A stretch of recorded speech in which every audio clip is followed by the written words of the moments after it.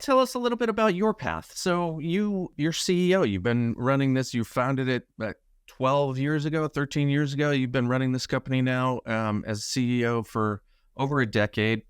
Were there any decisions along the way that you remember making that were kind of forks in the road where you went left instead of right? And, it was a very specific decision that you made, and any reasons why you thought about that? I mean, what were some of the most significant moments in that journey? Every CEO in a growth company has that fork in the road every day in some form or another. What I will say is you make the best decision at that point in time with the knowledge you have. Right or wrong is something that comes in the rearview mirror after the fact, but you try to make the best decisions. In our case, we are led by a CEO in me that is not technical in terms of my education. So I'm an accounting finance major by profession, quote unquote, even though this is my third tech company. And as such, it's important to note that I'm driven by the customer use case as a key parameter to determine what we build next. Where are the customer pain points? I'm not building and saying they will come because I don't have that mindset and luxury to have that smart level of thinking. So I am going and talking to our customers. And I think that's important because, as we look at where we kind of made decisions, we've always made the customer first in our decision-making power. We've had technologists who said, oh, we should do this. But when you go and say, hey, where's the customer's head at? And what are their pain points?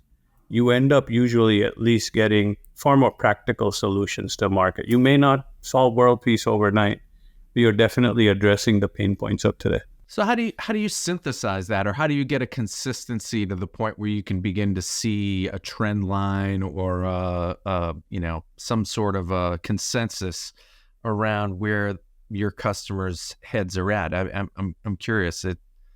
So at some point you do need more than one. Oh yeah, absolutely. So we have been fortunate and are privileged to have some of the largest enterprise customers in the world, 28 of the Fortune 100, 6 of the top 10 banks, 2 of the top 5 energy companies. And what happens as a result is you see a common theme.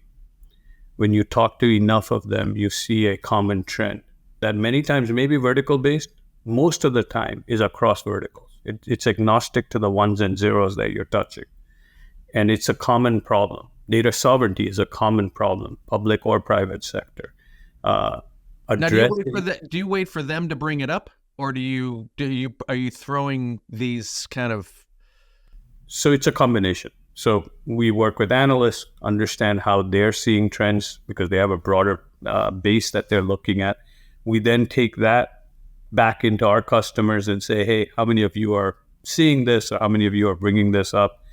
And we use that as a yardstick. We also work a lot with our channel partners and say, hey, can you go check how many of your customers are seeing this? And then that becomes an ingestion into our product management strategy of what are we rolling out over the next 12 months. And that's a continual loop that takes place. How do you do it? Do you have account teams? Are you do you have a council that you're consulting with? I mean, or do you have just straight up consultants? I mean, how do you do it practically speaking? How do you kind of get that? We have a customer technology advisory board, which allows us to get really good input and insights to leverage. We leverage forums where we go and speak to customers. We host very specific roundtables, with just a limited number of folks. And it's around not about us, but about understanding the problem statements and seeing that. And then we obviously leverage the analyst community and our customers overall. But that's a byproduct of these three things taking place. And these three things, along with what I said earlier, allows us to get enough insight to be able to offer educated solutions that can bring value. And then how do you bring that back to your organization and start to drive some product development there? So we make sure that the product management team is engaged in this process. Our chief strategy officer is engaged. Our product management team is engaged. Our lead architects / developers are engaged in this process. We have them sometimes be silent listeners on customer calls in terms of getting that feedback. Because when you hear it from the horse's mouth, it's very different than the interpretation I may give or my colleagues may give internally. And then there's the, oh my God moment. There's a bulb that clicks that says, yes, now I get it. And that allows us to make sure that what we're building really does address the problem statement rather than having an interpretive view of it and then there being a disconnect. As you have seen this pandemic kind of spool out and the workforce change a little bit, I'm a bit of an old school guy. I still believe there's value in the organic nature of working together in an office. I'm curious, how have you guys kind of wound up at the end of all of this? Were you in the office prior to the pandemic? Are you out of the office, hybrid, back in the office? What's your position on that? I'm in full agreement with you. I think the swivel chair and asking a question, the conversation around a pot of coffee or around the water cooler is priceless. And you can't do that over any kind of virtual media. It's hard though, because what's happened is culturally, and it's amazing how human beings, right? In 2 years of working from home, people have gotten used to that becoming their habit. And to some extent, I get it because productivity hasn't been impacted as much in the short run. They're working more hours in certain cases because you wake up and you sit and then you don't move.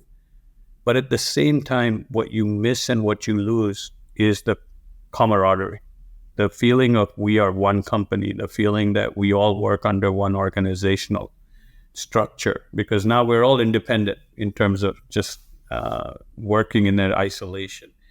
And you don't build friendships. And when you don't build friendships, it's hard to build trust as working relationships. So, when Dev and QA go head to head, when you have that ability to say, hey, are you out of your mind? You're nuts. And be able to say it with the other person taking it with a sense of respect that, hey, he's just saying it with in a jovial way. It's different than saying it when you've never met the person. We have deployed a hybrid model now where we're saying 3 days a week, you should be back in the office. But it's still very hard to enforce. To be honest, it's hard because people have gotten used to kind of not commuting, right? So now, and I think a lot of them just moved further away to the point where it's like, what are you going to do? Well, and I don't think anybody has it right? I mean, the banks and others are trying for 5-day weeks and whatnot. People are just not used to it. So they are going to do it till they find an alternative job. And if they can find one that allows them not to do it, they'll do it. If the economy slows down and there's no other option, then guess what? They'll commute in. But, I think hybrid is probably the future. And I highly encourage at least the youngsters in the labor force to go in more. I mean, the senior guys like us, okay, whether we go in or not, maybe we know how it works. But if I'm in my 20s, or even if I'm in my 30s, I should want to go every day and meet as many people as I possibly could. I couldn't agree with you more. I have two sons who both graduated post-pandemic. One graduated the year after the pandemic and the other right after that, and went into jobs that were completely remote. And it really messed with them because they couldn't get a read on who they were working with. And they would say, I think this person understands me and I think they're getting what they want from me, but they haven't made a connection. There's no soft relationship there beyond, I want this from you, here's my deliverable back. And I just think, and I've seen them struggle with it, and they both, when they had the opportunity to go in, both went in because that's great. And truth of the matter is there's never been a more important time for you to be in the office as a young person because you want to hear what's going on with the way the organizations are changing, because these organizations are all going to change. They're all being influenced and new tools are coming. I think I just saw a number that said something along the lines of $3.7 billion have been invested in just the last year in AI startups. All those dollars are building products that are coming next year and the year after that. The salespeople haven't arrived yet. They're just being hired. But when they start to arrive, man, the world is going to change. These organizations are going to have tools that they never imagined having, and it is going to have direct impact on departments of people and classifications of people. And you're going to want to know, you're going to want to hear it at the what the guys on the 15th floor are doing to the guys on the 9th floor. What, you know what I mean? There's 100%. There's you want to be the elevator and hope that you meet a senior executive and shake their hand and say hello, versus not even knowing who they are except a picture on the website. Well, that's another thing. So, do you do anything like that? I know my son was just saying that he's it's a smaller organization, but they have a couple hundred people. He said the CEO has now, asked him to go out to lunch a couple times over the last couple months, monthly meetings, which I thought was great, a great thought. And because they are making a human connection. Yep. Do you get a chance to do that, or is that 100%. How you think about it? Yeah, everywhere we have teams, once a quarter, depending on India, UK, US, Europe. I get out there. Not only do I get out there, I end up taking them out for dinner and drinks. I end up doing lunches every day with a smaller group. And there's never a more valuable and productive time for me than to spend time with them, because you get to learn so much about each other. They get to learn about me as well as more about the company, answer questions that they may not be willing to ask in a broader forum.